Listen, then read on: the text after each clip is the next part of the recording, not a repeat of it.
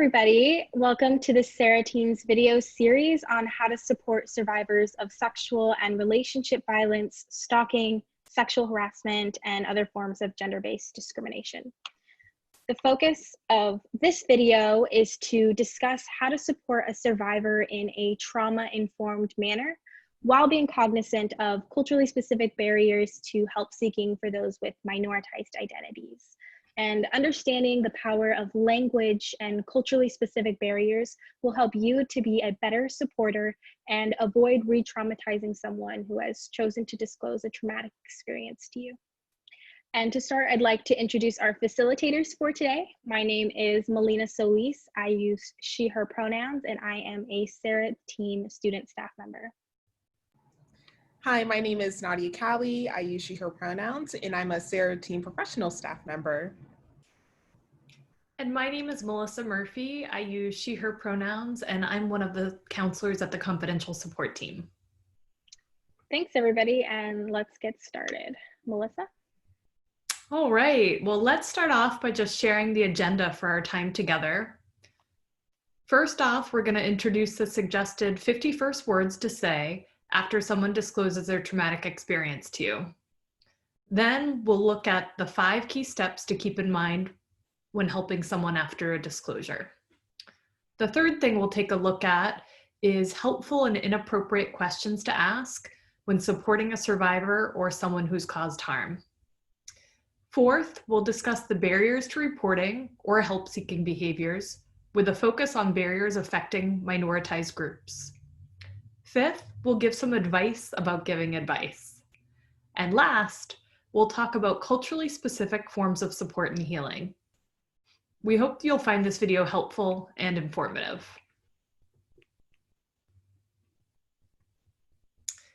After someone discloses their traumatic experience to you, you might have lots of thoughts running through your head, and you might struggle with what to say or what to do. If this happens, you can consider using the 51st words as a tool to guide you. So for example, I'm sorry that you've been hurt. How can I help?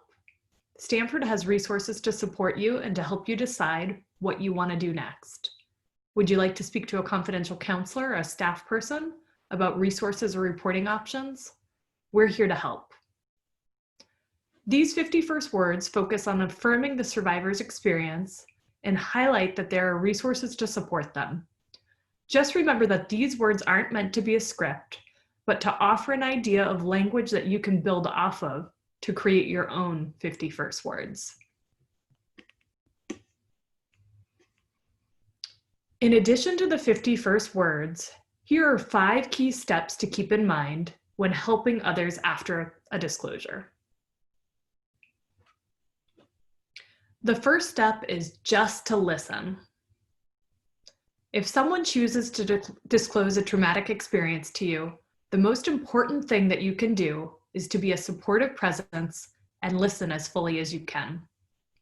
You don't need to know exactly what to say or what to do. Just focus on helping the other person feel heard. Another important thing that you can do is to affirm and validate the person's experience. All too often, disclosures aren't believed or are challenged by friends, families, and institutions. And as you can imagine, this can contribute to distress and be harmful. Empowerment-based support is critical. Your friend should be given the space to make their own decisions about what they want to do, including if and when to access resources and support. It can be helpful to present options as choices and to offer your support in helping them connect if that's what they choose to do. Speaking of connecting, it can be difficult to know or remember all the available resources. For quick reference, here's a list of resources that you can screenshot now and come back to later if you need to reference them. This is a list of some of the support services that are available to Stanford students. The resources on this list are confidential, meaning that aside from a few exceptions, they're legally required to keep one's identity and information confidential. If it's something that you have capacity for, you can ask your friend if there are ways that you could support them in getting connected and making it to their first appointment. To learn more about support and reporting options, please visit and bookmark sarah.stanford.edu/get-help. Remember, you may experience your own reactions to your friend's traumatic experience. This is normal and doesn't mean that something's wrong with you or that you aren't a good friend. Given this, it's really important that you take good care of yourself when you're supporting others. One way to do this is to identify and convey your own boundaries and limits, and to notice if and/or how your own traumatic experiences may be showing up. I know it can feel bad to tell a friend that you're not able to support them in a specific way, but your well-being is important too. And doing so can allow your friend to connect to other resources or friends for the support that they need.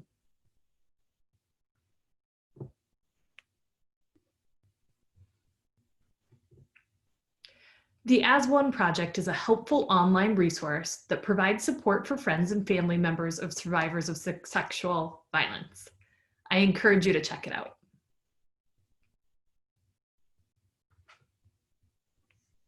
Before we move on to the next section, I want to highlight that when supporting a survivor, it's important to remember that trauma violates one's sense of power and control. Given this, it's critical to respect the survivor's autonomy in terms of the choices they make. Your support, sensitivity, and respect will play an integral role in their path towards healing and recovery.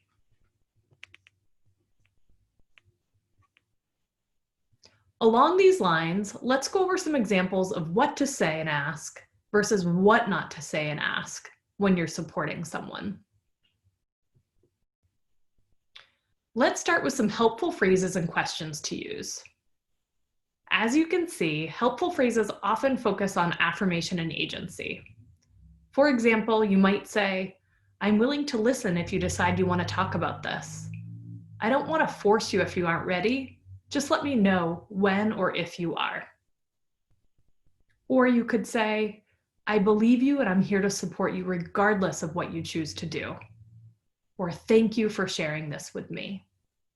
Or lastly, "It's not your fault. You didn't do anything to deserve this."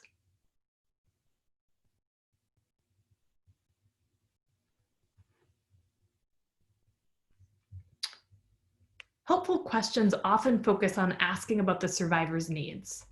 For example, would you like to speak to a confidential counselor or staff person about resources or reporting options? Or, how can I help? On the flip side, we want to offer some phrases and questions to avoid when supporting survivors. First off, avoid phrases that suggest that you're taking too long to recover. Things like, "You've been acting like this for a while now," or "How much longer are you going to feel this way?" You should also avoid phrases that insert yourself into the decision-making process. Things like, "I think you should report this immediately." In terms of questions, you should be mindful to avoid questions that express disbelief. Things like, "Really? Are you sure? Are you serious? Or why?" Also avoid asking details of the event, like who did it or where did this happen. Consider whether the person who confided in you has purposely omitted these details. And remember that you don't necessarily need the details of what happened to support someone. Similarly, avoid questions that assign blame to the survivor, such as, "Were you drinking? Did you try to fight back? Or why did you stay after the assault happened?" Also avoid questions that can make survivors feel guilty or not in control, such as, "Do you want to warn other people about your perpetrator?" Again, we want to remind you that ultimately the most immediately helpful thing you can do is to listen. And beyond that, you can stick to questions and phrases that create an atmosphere of support and respect your friend's choices and decisions.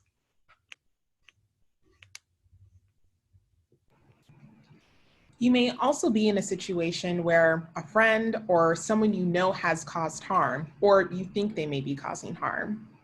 If this happens, it is likely you have questions and may be struggling to understand what has happened. You may be experiencing a range of emotions, such as helplessness, anger, confusion, or betrayal.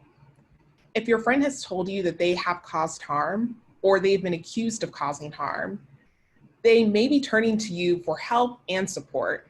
You may be unsure how to respond to your friend or the situation.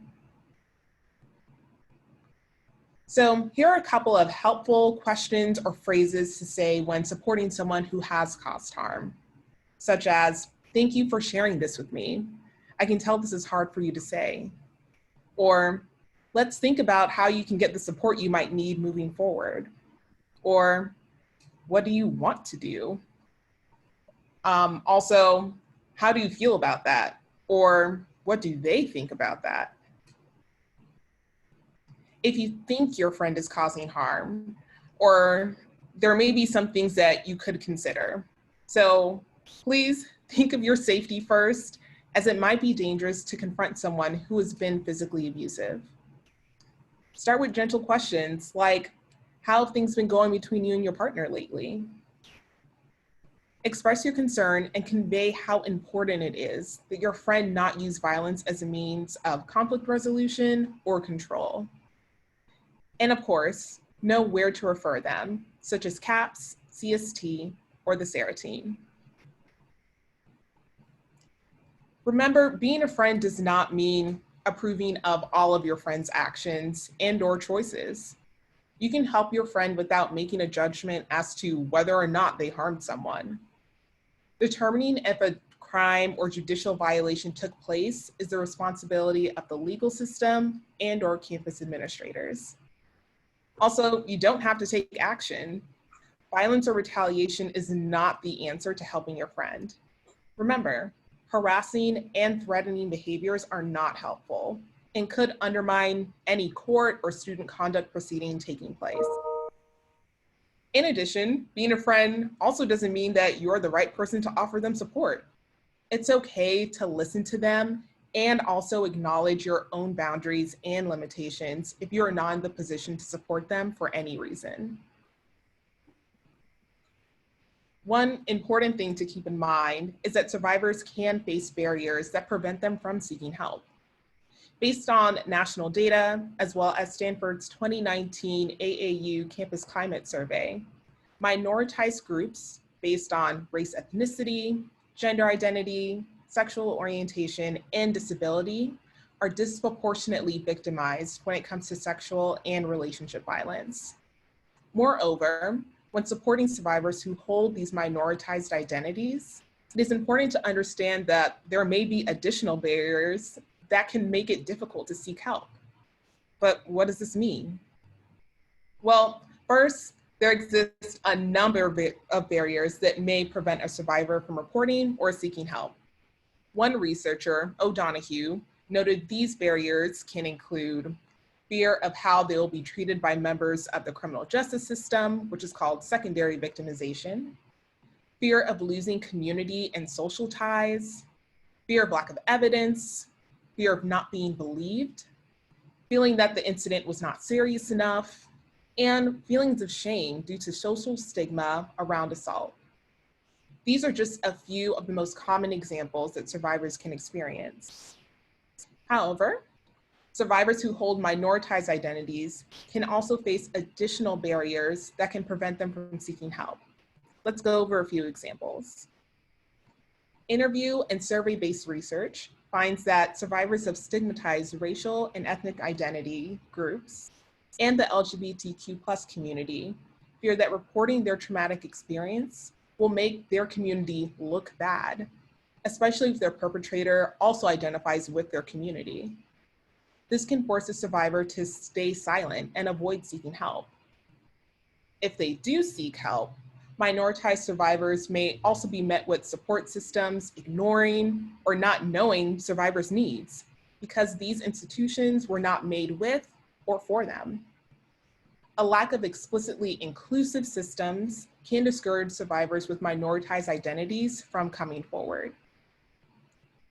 For survivors within the LGBTQ+ community, barriers can include a fear of being outed, a fear of being discriminated against, and a fear that others will incorrectly believe that their abuse is less serious than abuse in a cisgender, heterosexual context.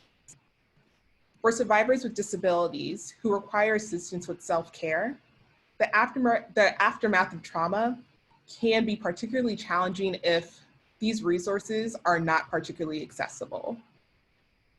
And also for survivors who are low income and first generation, factors such as money, time, and energy can be significant barriers to seeking help that may be difficult to overcome.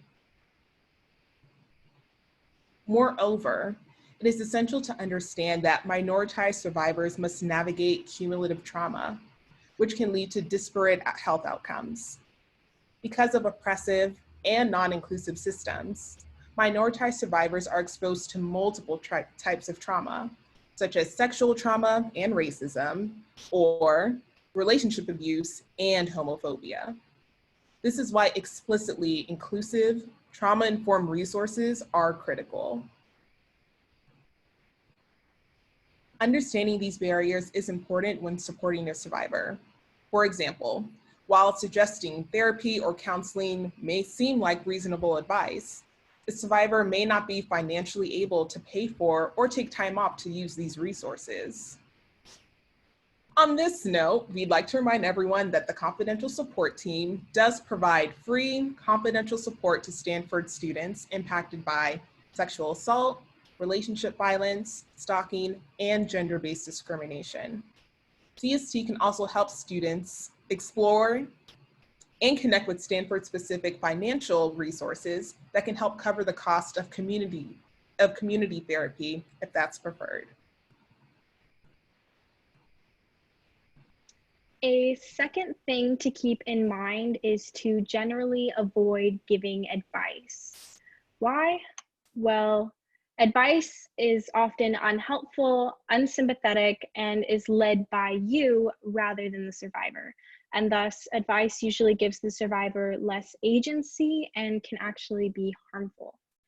How can advice be harmful or unhelpful? Well, advice tends to be uninformed, such as not knowing about processes or changes in policies within the criminal justice or Title IX systems, not knowing about the context the survivor is living in, such as the financial support that their partner may provide, or what the survivor needs or wants.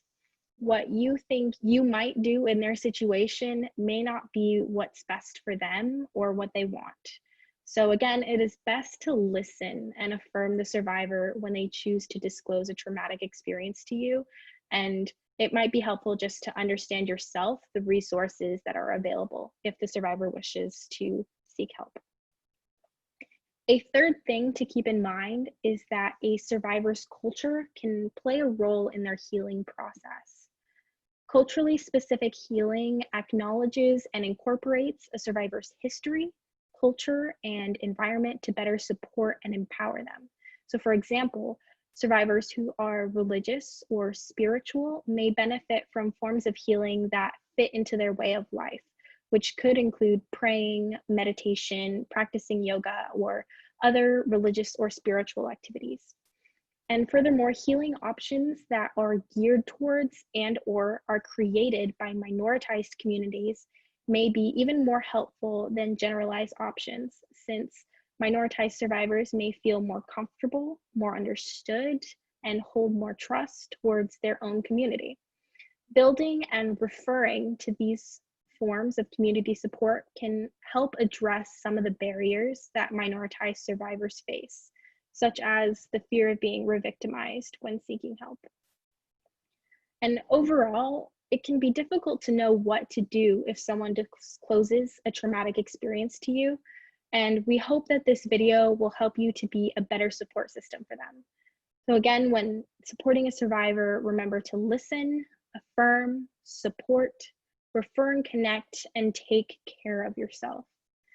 And to learn more about how to respond in the first 2 hours of supporting a disclosure of sexual or relationship violence, please watch our first 2 hours video in our Supporting Survivors series, or visit sarah.stanford.edu/help-others.